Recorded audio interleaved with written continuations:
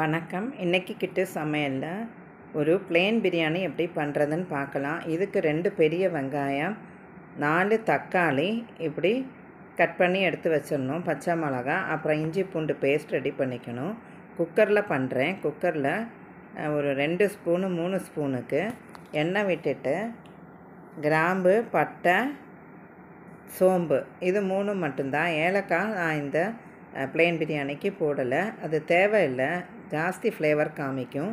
அதனால் பட்டையும் கிராம்பு சோம்பு இது 3 போட்டு வதக்கிட்டு அப்புறம் வெங்காயம் நல்லா வதக்கணும். கண்ணாடி பருவம் ஆகும்போது கொஞ்சமாக உப்பும் போட்டு புதினா இலையும் போட்டுடலாம், கொத்தமல்லியும் இப்போ இதில் கூட போட்டுடலாம். போட்டு நல்லா வதக்கணும்.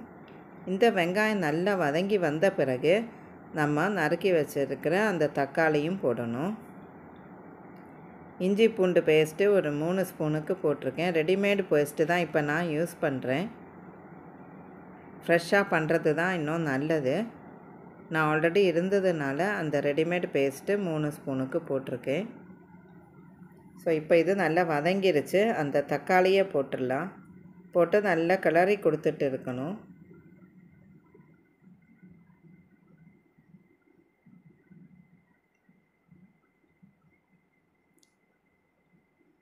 இப்போ ஒரு ஸ்பூனுக்கு மஞ்சத்தூள் போடலாம்.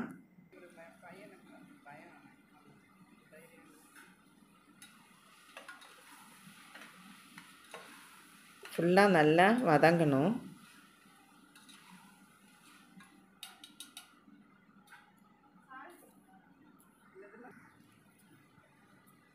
ரெண்டு ஸ்பூனுக்கு உப்பு போட்டிருக்கேன், சின்ன ஸ்பூனில்.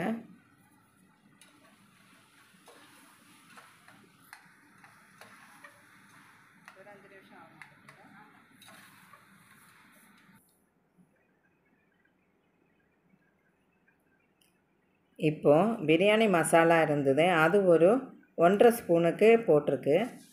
உப்பும் சரியாக இருக்கான்னு ஓரளவுக்கு பார்த்துக்கணும். 1 ஸ்பூனுக்கு சில்லி பவுடரும் போட்டாச்சு.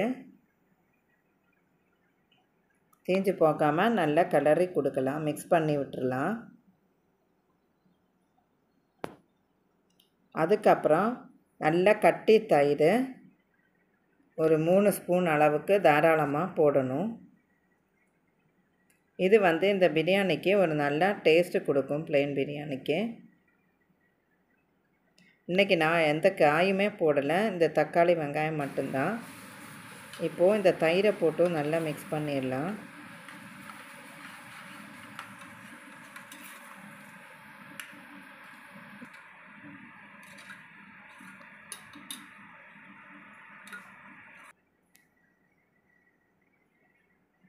நல்லா திளைக்கட்டும். இப்போது நான் 2 கப்பு அரிசி எடுத்து கழுகி வச்சுருக்கிறேன், பாஸ்மதி அரிசி. 2 கப்புக்கு ஒரு 2.5 கப்பு அளவுக்கு தண்ணி விட்டால் போதும். ஏன்னா தக்காளியிலேருந்து தண்ணி நிறைய வரும். ஸோ 1:1 ரேஷியோவில் விட்டால் போதும். விட்டு ஒரு 2 விசில் கேட்டுது. 2 விசில் கேட்ட பிறகு திறந்து எப்படி இருக்குன்னு பாருங்கள். நல்லா கரெக்டாக வந்திருக்கும். இதை இன்னொரு பாத்திரத்தில் நம்ம ட்ரான்ஸ்ஃபர் பண்ணிடணும். குக்கர்லேயே வச்சா அந்த சூடில் அது குழஞ்சி போயிடும். அப்புறம் அந்த கட்டி கேர்டில் வெங்காயம் போட்டு ப்ளெயினாக ஒரு ரைத்தா பண்ணிடலாம். இந்த ஈஸியான ரெசிபி உங்களுக்கு பிடிச்சிருக்கும்னு நினைக்கிறேன். தேங்க்ஸ் ஃபார் வாட்சிங் திஸ் வீடியோ.